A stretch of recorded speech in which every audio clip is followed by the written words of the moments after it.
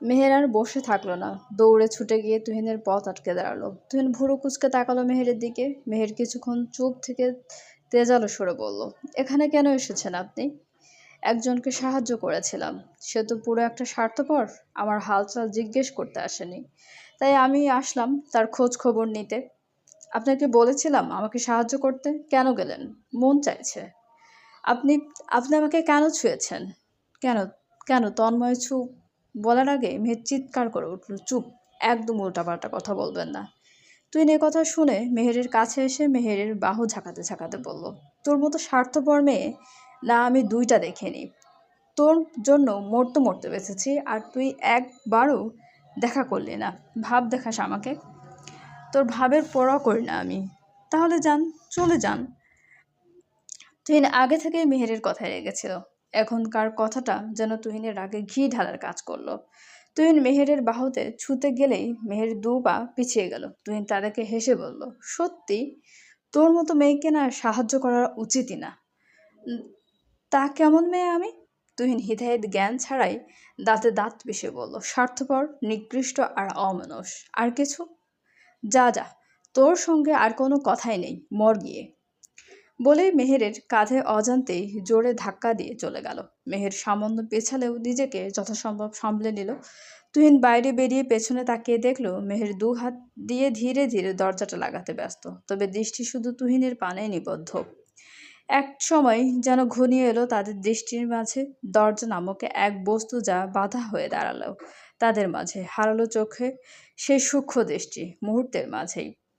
নাদিয়া, কি আপনি এসব কি বলছেন? এ ব্যাপারে তো কেউ কিছু বলেনি আমাকে। করিম, হঠাৎ হঠাৎ হয়েছে, তাই হয়তো বলতে পারেনি। এসব বিষয় এমন হঠাৎ হয় নাকি? সময় লাগে। আর তাছাড়া, নাদিয়াকে থামিয়ে দিয়ে করিম নাদিয়ার দিকে শান্ত দৃষ্টিতে তাকিয়ে বললেন, তুমি এত হাইপার হচ্ছ কেন এই বিষয়টা নিয়ে? আমি তো সেটাই বুঝতে পারছি না। আর তাছাড়া রিয়াজ আজকের রাতে দাওয়াত আছে তাদের বাসায়। নাদিয়া করিমের কাছে গিয়ে ছলছল চোখে তাকিয়ে আকুতি ভরা কণ্ঠে বললেন, মেয়েটাকে যে নিজের মেয়ের মতো বড় করেছি, বুঝতে পারছেন না আপনি? আমি আমার কাছে রাখতে চাই ওকে। করিম এবার বেশ বিরক্ত হয়ে নাদিয়ার কথায় কিভাবে রাখবে? রাখার পথটাই তো বন্ধ। নাদিয়া কি জানে না সেসব? এই মেয়ে মানুষের ঝামেলা সব জেনে শুনে আগে আবেগের ঢাল তোলা করতেই হবে। পেয়েছে এক আবেগী বউ, আর এর এক ঘাড়তারা ছেলে। এদের কেউ কিছু বললেই মানে ঝামেলা। করিম রাগ না দেখিয়ে কোনো কথা না বলে গটগট পায়ে উপরে চলে গেলেন। নাদিয়া উপায়ন্ত না পেয়ে ছেলেকে ঘরে গিয়ে দেখে ছেলের ঘরে ছেলে নেই। এ দেখে নাদিয়ার মন আরো বেশি উঠল। কাজের সময় কাউকেই পায় না সে। কেন? সে তো সব সময় ঠিক সময়ে উপস্থিত থাকে, আর তার বেলাতেই কেউ পাশে থাকে না। গার্ডেনের একটা বেঞ্চে বসে আছে তুহিন। সে শপথ নিয়েছে আর জীবনেও এই মেহেরের মুখও দেখবে না সে, জীবনেও না। তার মুখের উপর দরজা বন্ধ করে দেয়। তার প্রতি সামান্য রেসপেক্টটুকুও নেই। আরেকদিকে গোলাপ, এই গোলাপগুলোকে তো আগে শুধু ডাস্টবিনে ফেলতো, এখন পুরো মেহেরের চোখে মুখে ছুঁড়ে মারবে, বেয়াদব। তুহিনের ভাবনায় ছেদ ঘটালো কাঁধে সুভার চাপড় খেয়ে। তুহিন সুভাকে জায়গা দিয়ে দিয়ে নিজে একটু সাইডে গিয়ে বসলো। সুভা চুইংগাম চিবোতে চিবোতে বলল, কী রে, তোর তো কোনো খবরই নেই। গোলাপদাতাকে খুঁজে পেয়েছিস? মেহের। সুভা যেন একটুও চমকালো না, যেন সে জানতো এটাই হবে। একটা হাসি মেয়ে হয়ে সে তো অন্য মেয়ের চোখের কাতরতা বোঝে। ধীরে স্থিরভাবে প্রশ্ন করলো, ভালোবাসিস ওকে? তুহিন সুভার দিকে চোখ মুখ কুঁচকে তাকিয়ে সুভার মাথাটা হাত দিয়ে ঠেলে বলল, মাথা কি আছে তোর? মাথা ঠিক আছে তোর? সুভা ওসব পরোয়া না করে ঠোঁটের লিপ জেল লাগাতে লাগাতে ছোট আয়নার দিকে তাকিয়ে বলল, গোলাপ এখনো দেয় নাকি? হুম। সুভা এ শুনে আর ঘাটল না তুহিনকে, তবে তুহিনের কথায় চুইংগাম চিবানো বন্ধ করে দিয়ে সঙ্গে সঙ্গে তুহিনের দিকে তাকালো। ও না হঠাৎ কেমন যেন হয়ে গেছে। আমি না ওকে মানে, আমি কিভাবে বোঝাই? আমার কেন জানি না মনে হয় ও আমাকে ইগনোর করার চেষ্টা করছে। কেন? শুভা নিজের কথায় নিজেই বিরক্ত হয়ে আবার তাড়াহুড়ো করে বলল, ওসব বাদ দে, তুই এ টু জেড সব বল, আমাকে বল। মাগরিবের আজান পড়েছে মাত্র। পুরো আকাশ এক রঙিন সজ্জায় সজ্জিত হয়েছে যেন। এ ধরনের কমলা গোলাপি মিশ্রণের আকাশ কার না ভালো লাগে? তবে সুভার এসব দিকে মন নেই। সে চুপ করে, একদম চুপ করে তাকিয়ে আছে তুহিনের দিকে। তার চোখ মুখ একদম শান্ত। তুহিন সুভাকে এখন এমন চুপ করে দেখে আবার বিরক্ত কণ্ঠে বলল, এভাবে তাকিয়ে আছিস কেন? শুভা তুহিনের কথায় হাসলো। তার ঠিক কী বলা উচিত সে ভাবছে আসলে।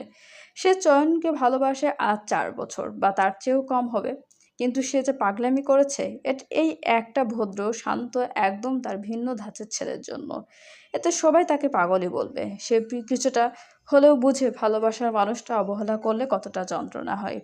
শুভা একটা দীর্ঘশ্বাস ফেলে ব্যাগ গোছাতে গোছাতে তুহিনের দিকে সামান্য হাসি দিয়ে বলল, আসি রে, দেরি হয়ে যাচ্ছে, কাল অ্যাসাইনমেন্ট আছে, তাই একটু তাড়াতাড়ি যেতে হবে। তুই চুপচাপ হয়ে গেলি কেন হঠাৎ? তোকে কি মেহেরের ভূত ধরেছে নাকি? তুহিন বলে, হয়তো। বলে উঠে যেতে যেতে তুহিনের দিকে গভীর দৃষ্টি দিয়ে বলল, ফুলটা ঝরে পড়ার আগে আগলে নিয়ে তুহিন। বলে শুভা এক মুহূর্ত না থেমে চলে গেল, উপেক্ষা করে তুহিনের অস্থির দৃষ্টিকে, যা শুভার দেখার প্রয়োজন বোধ করেনি। কেনই বা করবে? সে যে নিজের ভালো বুঝে না, তাকে কেন সে, তার কি ঠেকা পড়েছে নাকি? গোলাপদাতাকে তো জীবনেও ধরতো না, শুধু তার জড়াজড়িতে জানতে পেরেছে কে সে, না হয় এটাতেও আগ্রহ দেখাতো না। এভাবে শুভা যেতে যেতে আকাশের দিকে তাকিয়ে মনে মনে বলতে থাকলো, সবচেয়ে বড় অভাগা তারাই যারা ভালোবাসার মানুষটার ভালোবাসা বুঝতে ব্যর্থ। রিয়াজ ম্যানশনে আজ রাতের ডিনারের আয়োজন হয়েছে। রিয়াজ তেমন কোনো মানুষের সাথে চলে না। এই একজন এহসানুল করিমকে পেয়েছিলেন, সে না হয় তার কোনো বন্ধু থাকতো কিনা কে জানে। তাসনিয়া আজ মেহের রাতের ডিনারের জন্য বেশ অনেক ধরনের আয়োজনই করেছে, তবে শুধু ডেজার্টের আইটেম বাকি সব সামিয়া আর স্বপ্না মিলেই করেছে। বেশ সুন্দরভাবে সাজিয়েছে ডাইনিং টেবিলটা, বিভিন্ন রকমের ফুল মোমবাতি দিয়ে মেহের বেশ সুন্দর করে সাজিয়েছে। হঠাৎ কোথা থেকে যেন মাহাতিম এসে মেহেরকে টানতে টানতে নিয়ে গেল নিজের ঘরে। মেহের জিজ্ঞাসু দৃষ্টিতে তাকাতেই মাহাতিম কিছু বলতেই মেহের চোখ ছানা বড় হয়ে গেল। মেহের কোমরে হাত দিয়ে শাসনের স্বরে বলল, জি নট, এসব আমি করতে পারবো না। প্লিজ লক্ষ্মী বোন আমার, তুই যা চাইবি তাই দেবো, প্রমিস।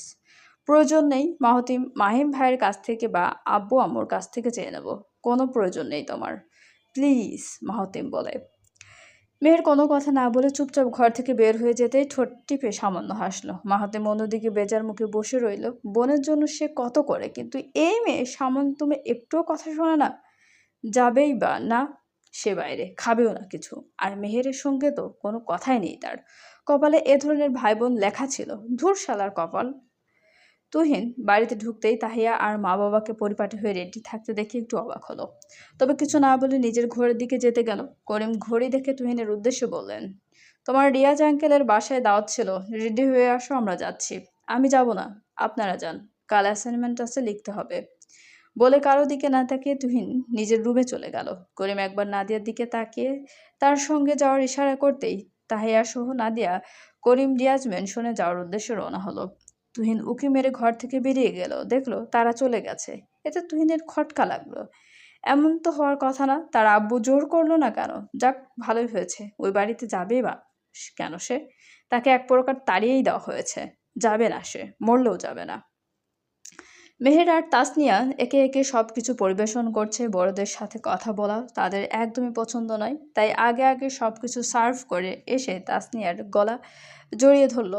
তাসনিয়া প্রথমে ভয় পেলেও সামান্য হেসল বোনের পাগলামি দেখে। মেহের একবার তাহিয়াকে দেখে ফটাফট গরম পানি বসিয়ে মাহতিমের জন্য কফি বানাতে বানাতে বলল, আপি, আহ, তুমি একটু মাহতিম ভাইকে কফিটা দিয়ে আসতে পারবে গো? ভাইয়ের মেবি মাথা ধরেছে। আসলে ফালুদাটা বানানো এখনো শেষ হয়নি তো, তাই। তাসনিয়া ব্লেন্ডারে ফল, দুধ আর বরফ দিতে দিতে বলল। তাসনিয়া, তাহিয়াকেই বল না, ও দিয়ে আসবে। আমি জুস বানাচ্ছি তো। মেহের যেন এই সুযোগের অপেক্ষায় ছিল। তাহিয়ার দিকে তাকাতেই তাহিয়া আমতা আমতা করে বলল, স্বপ্না আপু কই? ও দিয়ে আসলে হয় না? স্বপ্ন একটু মার্কেটে গেছে, তুই একটু দিয়ে আই না প্লিজ, মেহের বলে। তাহিয়া মুখ কাচুমাচু করে একবার তাসনিয়াকে দেখলো, যেন জুস বানাতে আর সার্ভ করতে ব্যস্ত। মেহের তাহিয়ার এমন ভাব দেখে জোর করে হাতে ধরিয়ে দিয়ে বলল, প্লিজ যা তাহি, অনেকক্ষণ হলো চেয়েছে, প্লিজ, না হয় ফালুদাটা বানাতে লেট হয়ে যাবে। তাহিয়া আর কোনো কথা না বলে বাড়ি না বাড়িয়ে ইতস্তত করে কফির মগটা নিয়ে মাহাতিমের ঘোরের উদ্দেশ্যে পা বাড়ালো। মেহের সামান্য হাসলো তাহিয়ার অবস্থা দেখে। তাহিয়া মাহাতিমের দরজার সামনে আসতেই হাত পা কাঁপাকাঁপি শুরু হয়ে গেল। যা রং দেখিয়েছিল ওই দিন, তারপর থেকে তো মাহাতিমের থেকে দূরেই থাকে তাহিয়া। মেহের আপিয়া আর কাউকে পেল না, তাকেই পাঠালো। ধুর। তাহিয়া আর কিছু না ভেবে দরজায় 2টা নক করতেই ওপাশ থেকে মাহাতিমের কণ্ঠ ভেসে এলো কানে, আই। তাহিয়া দরজা খুলে গুটি গুটি পায়ে কফি মাহাতিমের সামনে ধরতেই মাহাতিম তাহিয়াকে না দেখেই কফির কাপ হাতে নিল। মাহাতিমের হাতের সঙ্গে তাহিয়ার হাত সামনে লাগতেই তাহিয়ার সঙ্গে সঙ্গে কেঁপে উঠল, আর গরম কফিটা পড়ে গেল দুজনের হাতের উপর।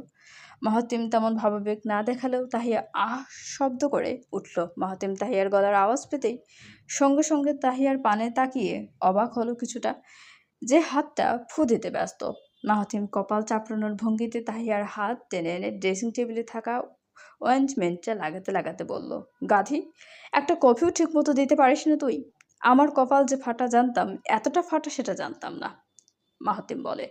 বলতে বলতে অয়েন্টমেন্ট লাগাতে থাকলো। তাহিয়া মুখ কাঁচামাচু করে একবার তাকালো মাহাতিমের দিকে, তো একবার পুরো ঘরের দিকে। ঘরটা পুরো এলোমেলো, 3টা লাগেজ বের করা, সঙ্গে কাপড়ও গোছানো হয়ে কিছু কিছু। তাহিয়ার চোখের দৃষ্টি অনুসরণ করে মাহাতিম হাসলো। অয়েন্টমেন্ট লাগানোর পর মাহাতিম কফিটা হাতে নিয়ে বলল, একটু গুছিয়ে দিবি তাহি?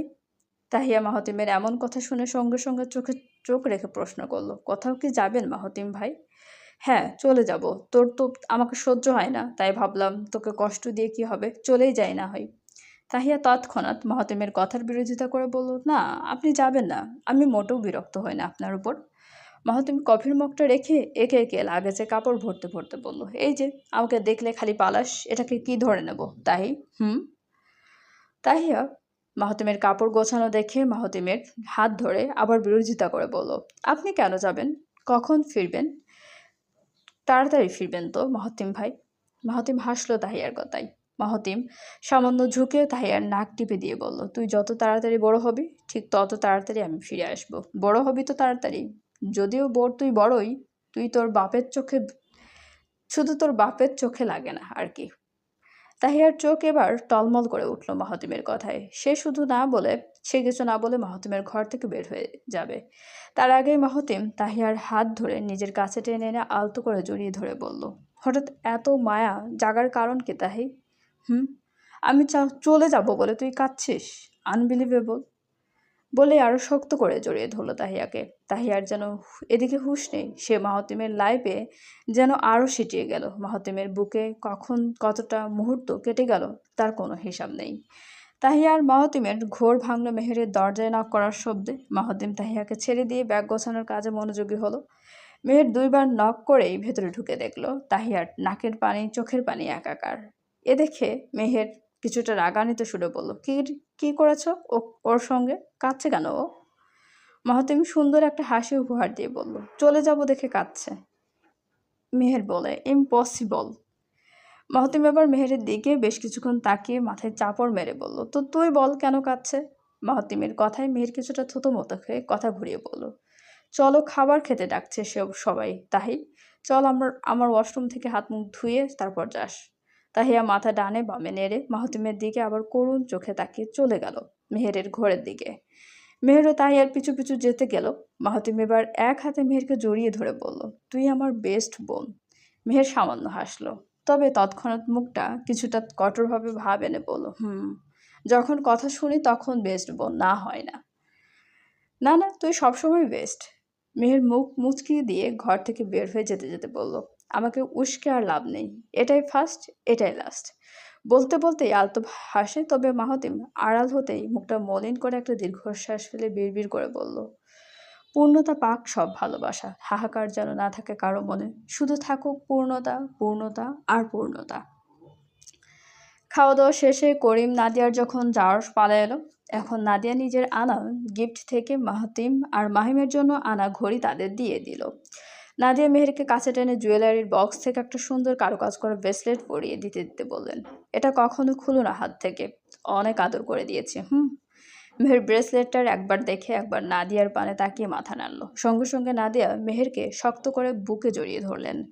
তার চোখের কণা বেয়ে পানি পড়তেই তিনি নিজেকে সামলে মুছে নিলেন চোখের পানি। এই মেয়েটা যে তাদের কি সেটা শুধু তারাই ভালো জানেন। ছোটবেলা থেকে মাকে কাছে না পেলে তো তার কাছে এসেই থাকতো এই মেয়েটা। আজ কত বড় হয়ে গেল। মেহের নাদিয়ার এরূপ অবস্থা দেখে কিছুই বলল না। তা দেখে তার চোখও তীর তীর করে কাঁপছে, তবে তা খুব গোপনে সামলে নিল। রাত নামতেই করিম নাদিয়া সহ তাহিয়াও চলে গেল, তবে তাহিয়া পিছন ফিরে মাহাতিমকে একবার দেখতে ভুলল না। মাহাতিম আলতো হাসলো তার পিচ্চি বউটার এমন আকুল ভরা দৃষ্টি দেখে। তারা যেতেই ঘরটা আবারও কিছুটা নিস্তব্ধ হয়ে পড়ল। রাত প্রায় 8টা। মেহের বারান্দায় দাঁড়িয়ে বেশ অনেকক্ষণ। তুহিনের ঘরের বারান্দাটা বন্ধ। রাতে মস্ত বড় একটা চাঁদ উঠেছে আজকে, পূর্ণিমার চাঁদ। তারপর অমাবস্যা। মেহের যখন চাঁদ দেখায় মগ্ন, তখন হঠাৎ তুহিনের বারান্দার দরজা খোলার শব্দে সেদিকে তাকালো। তুহিনও ভাবেনি আজ মেহের বারান্দায় আসবে। প্রথমে খুশি হলেও দুপুরের কথাটা মনে পড়তেই সে ঠিক সেভাবেই দরজা লাগিয়ে দিল, যেভাবে মেহের দুপুরে দরজাটা লাগিয়েছিল। মেহের কোনো কথাই বলল না। আবার মগ্ন হলো রাতের আকাশ ভরা তারা আর মধ্যমণি চাঁদকে দেখতে। কি সুন্দর, তাই না? চাঁদ একা, সূর্য একা, একটা রাতকে আবেগময় করে তোলে। আর সূর্য সেই আবেগে এক নিমেষেই শেষ করে দিয়ে বলে, আমি থাকলে চাঁদের কোনো অস্তিত্ব নেই। কিন্তু সে জানে না তার আলোতে চাঁদ হয়ে উঠে উজ্জ্বল নমনীয়। দিনটা 1 মার্চ 2023। আজ কালবৈশাখীর ঝড় উঠেছে চারদিকে। কালো মেঘে ঢাকা পুরো শহর। কেন জানো, সূর্যকে বোঝাচ্ছে তোমার অস্তিত্ব বিলীন করার মতো কেউ নেই। এই ভুল ভাবনা নিয়ে থেকো না, কারণ প্রতিটা জিনিসই কারো না কারো কাছে দুর্বল। মেহের বারান্দায় সেই দমকা হাওয়ার মাঝে দাঁড়িয়ে গাছগুলোকে ছাড়তে ব্যস্ত। সে একটা ফুল কাছে দিয়ে কাটতে দেরি, সেটা সঙ্গে সঙ্গে বাতাসের সাথে তুহিনের বারান্দায় যেতে দেরি হতে হয় না। মেহের কোনো রকম প্রতিক্রিয়া দেখায় না। প্রকৃতির সঙ্গে কি যুদ্ধ করে পারবে? আর যদি প্রকৃতি আর সে একই জিনিস চাই, তাহলে তো আটকানোর কোনো প্রয়োজন কি আছে? গাছে পানি দেওয়ার প্রয়োজন নেই। আজকে দেখেই মনে হচ্ছে বৃষ্টি আসবে। গাছগুলোকে কিছুটা পরিষ্কার করেই চলে যাবে। এই বাগান যে তার খুব শখের, তবে তার জন্য শখটা যে হয়তো হয়তো অন্য একটা শখ নিয়ে বসে আছে। মেহের যখন হাজারি গোলাপ কাঁচি দিয়ে কাটতে যাবে, তখনই তুহিন দরজা খুলতেই সঙ্গে সঙ্গে কয়েকটা হাজারি গোলাপ তুহিনের ওপর গিয়ে পড়ল। মেহের যেন এ দৃশ্য দেখেও দেখেনি। তুহিন গোলাপ সহ আরও কয়েকটা ফুল হাতে নিয়ে ঘ্রাণ নিতে ব্যস্ত। হঠাৎই বজ্রপাতের শব্দে মেহের মৃদু চিৎকার করে উঠল। সে ভাবেনি এখন এমন বজ্রপাত হবে। তুহিন সামান্য হাসলো মেহেরের চিৎকার শুনে, তবে কিছুই বলল না, না তাকালো মেহেরের পানে। সে আর কথা বলবে না মেহেরের সঙ্গে। আর না, যদি তাকাতো হয়তো দেখতে পেত মেহেরের সেই নির্ভেজাল দৃষ্টি, যেন শেষ দেখাটা আজই দেখে নিচ্ছে সে। হঠাৎই বৃষ্টি নামায় তুহিন আর মেহের দুজনই দরজা বন্ধ করে দিল। সঙ্গে সঙ্গে দমকা হাওয়া ও বৃষ্টির মাঝে দুটো কাঠগোলাপ একই সঙ্গে পড়ল তাদের দুজনের দরজার ঠিক মুখোমুখি। তুহিন বারান্দা থেকে এসে ফুলগুলোর টব রেখে হঠাৎই কিছু মনে পড়ার মতো করে ঘর থেকে বের হয়ে মেইন ডোর খুলতেই তার মুখে তৃপ্তির হাসি ধরা দিল। গোলাপগুলো ভিজা একাকার অবস্থা, তবে এতে গোলাপের সৌন্দর্য কি একটুও কমেছে? না, বরং দেখতে আরো মোহনীয় লাগছে। এজন্য মুক্তার মতো চিকচিক করছে। আজকের গোলাপের পরিমাণটাও আরো বেশি লাগলো। এসব নিয়ে চিন্তা না করে গোলাপগুলো নিয়ে সোজা বারান্দায় গিয়ে নিয়ে গেল। মেহেরের ফোনে সঙ্গে সঙ্গে কল দিয়ে বলল, বারান্দায় আয়। বলার সঙ্গে সঙ্গেই মেহের দরজা খুলে বারান্দায় আসতেই তুহিন শয়তানি হাসি দিয়ে বলল, এগুলো কেন? মেহের চুপ করে রইল, কোনো কিছু বলল না। তুহিন আবার প্রশ্ন করলো, এগুলো কেন? জানি না। রাখার হলে রেখে দিন, না হয় ফেলে দিন। মেহেরের কথাটা বলতে দেরি হয়েছে, কিছু জানালার গ্রিল দিয়ে ফুলগুলো ফেলতে 1 সেকেন্ডও দেরি করলো না তুহিন মেহের একবার পড়ে যাওয়া ফুলগুলোর দিকে আরেকবার তুহিনের দিকে তাকিয়ে কোনো কথা না বলে চলে গেল। তুহিন আবার ফুঁসে উঠল, এই মেয়ের হয়েছেটা কি? ঝগড়া করছে না, কথা বলছে না, রাগারাগিও করছে না, কষ্ট দিলেও কষ্ট পাচ্ছে না, না কোনো রকম রিয়াক্টই করছে না। কি হয়েছে ওর? সঙ্গে সঙ্গে আবার বজ্রপাতের শব্দে তুহিনের হুঁশ ফিরল। অর্ধেক ভিজে গিয়েছে প্রায়। তুহিন একবার নিচে থাকা সেই গোলাপগুলোকে দেখতে পেল, যা তুহিন মাত্রই ফেলেছে। বলতে গেলে তার এখন আবার ভালো লাগছে না গোলাপগুলো ফেলে দিয়ে। মানুষ কখন কি হয় সেটা বোঝা মুশকিল। সময়টা খুব আজব, জানো। এই পৃথিবীর সময়কে কেউ চায় ধরে রাখতে, কেউ চায় সামলে রাখতে, কেউ চায় তালে তাল মিলিয়ে চলতে, আবার কারো কাছে সময় যাচ্ছে না বলে মনে হয়, তাই না? এই সময় যে কখন কিভাবে চলে যায় তার হিসেব রাখা খুব কঠিন। এই কিছুক্ষণ আগের কথাই, যখন তুহিন আর মেহেরের সেই গোলাপ ফেলে দেওয়ার সংলাপ চলছিল, কিন্তু এক নিমিষেই কিভাবে যেন রাত 3টা বেজে গেছে। তার হুঁশ নেই তুহিনের। বৃষ্টি হয়, খুব ভালো একটা ঘুম দিচ্ছিল সে, তবে কারো মনে হয় তা পছন্দ হয়নি। তাই তো এতবার কলিং বেল চাপার কি আছে। তুহিন হাতড়ে হাতড়ে ফোন সময় দেখতেই তার বুকটা মোচড় দিয়ে উঠল। সঙ্গে সঙ্গে কোনো রকম হন্তদন্ত হয়ে মেইন গেট খুলতেই মেহেরকে দেখতে পেল তুহিন সঙ্গে সঙ্গে মেহেরকে কাছে গিয়ে আশেপাশে তাকিয়ে বলল, কিছু হয়েছে? তুই এত রাতে কেন? আঙ্কেল, আন্টি নাকি তাসনিয়া? কি হয়েছে বল না। মেহের তুহিনের দিকে অপলক তাকিয়ে সামান্য হাসার চেষ্টা করলো যেন, তবু হাসিটা টানতে পারলো না সে। চোখগুলো লাল হয়ে আছে, যে কোনো সময় টুপ করে ফোটায় ফোটায় বৃষ্টি নামবে যেন। মেহের এমন দেখে তুহিন আরো ভয় পেয়ে মেহেরের গালে আলতো করে স্পর্শ করে বলল, কি হয়েছে মেহু, তোকে এমন লাগছে কেন? মেহের তুহিনের দিকে তাকিয়ে শান্ত, কিছুটা কাঁপা স্বরে বলে উঠল, কিছু না, এগুলো আপনার জন্য। সঙ্গে সঙ্গে মেহেরের হাতে অজস্র গোলাপ, কতটুকু, হাজার খানেক হবে হয়তো। এ যেন কোনো গোলাপের রাজ্য, লাল টকটকে, খুব যত্নে যে বড় হয়েছে তা দেখেই বোঝা যাচ্ছে। তুহিন যখন সেই গোলাপের দিকে অবাক হয়ে তাকিয়ে আছে, তখনই একটা আংটির বাক্স সামনে ধরে বলল, এগুলো আপনার জন্য, পুড়িয়ে ফেলবেন বুঝি গোলাপগুলো? অনেক যত্ন করে এই গোলাপ গাছগুলো বড় করেছিলাম জানেন। রাত ৩টা এই মেয়ে এগুলো দিতে এসেছিল, মানেটা কি? তুহিনের বেশ রাগ হলো মেহেরের এমন পাগলামি দেখে। সে কি কোথাও চলে যাচ্ছিল নাকি, নাকি হারিয়ে গিয়েছিল? এমন সময় তো মানুষ বিপদে পড়লেই আসে। তুহিনের বুক এখনো ধুকপুক ধুকপুক করছে। উফ! তুহিন চুপ করে যখন রাগ কমানোর চেষ্টা করছে, তখন মেহের আবার বলে উঠল, সময় নেই তুহিন ভাই, নিন। তুহিন এবার হাত দিয়ে ঠাস করে সবকিছু ফেলে দিয়ে দাঁতে দাঁত পিষে বলল, যা না, জাহান্নামে যা। বিরক্তিকর। মেহের এবার আর নিজেকে সামলাতে পারল না, নিজের কপাল তুহিনের বুকে ঠেকিয়ে বলল, সরি তুহিন ভাই, আমি সত্যি সরি। আমি ভাবতে পারিনি এতটা নিঃস্ব আমি আপনার কাছে। তুহিন মেহেরের কোনো কথা না শুনে ঘর দিয়ে ঠাস করে দরজা বন্ধ করে দিল। মেহের কিছুক্ষণ চুপ করে তাকিয়ে থেকে যেতে নিল। আবার কি মনে করে গোলাপের মাঝে একটা গোলাপ ঠিক আগের জায়গায় রেখে চলে গেল, যেমনটা 7 বছর ধরে রেখে এসেছে, করে এসেছে। হয়তো আজ একটু অন্যরকম, বা হয়তো সবচেয়ে ভিন্ন। আজকের গল্পটা সত্যিই খুব সুন্দর, যেন সবকিছুর মাঝে, রাতের অন্ধকারের মাঝেও জল করছে। কেনই বা করবে না? এটা এক কিশোরীর আবেগ থেকে বোনা, যা তুহিন নিজের ইচ্ছে মতো পিষে পিষে নষ্ট করে দিয়েছে। চলবে। গল্পটি আপনাদের কেমন লাগছে অবশ্যই আমাদেরকে কমেন্ট করে জানাতে ভুলবেন না, এবং আমাদের চ্যানেলটি প্লিজ সবাই সাবস্ক্রাইব করুন। গল্পটি ভালো লাগলে অবশ্যই সবাই লাইক, কমেন্ট এবং শেয়ার করতে ভুলবেন না আপনাদের প্রিয় মানুষগুলোর সাথে। এবং আমাদের চ্যানেলের সঙ্গে থাকার জন্য সবাইকে অনেক অনেক বেশি ধন্যবাদ।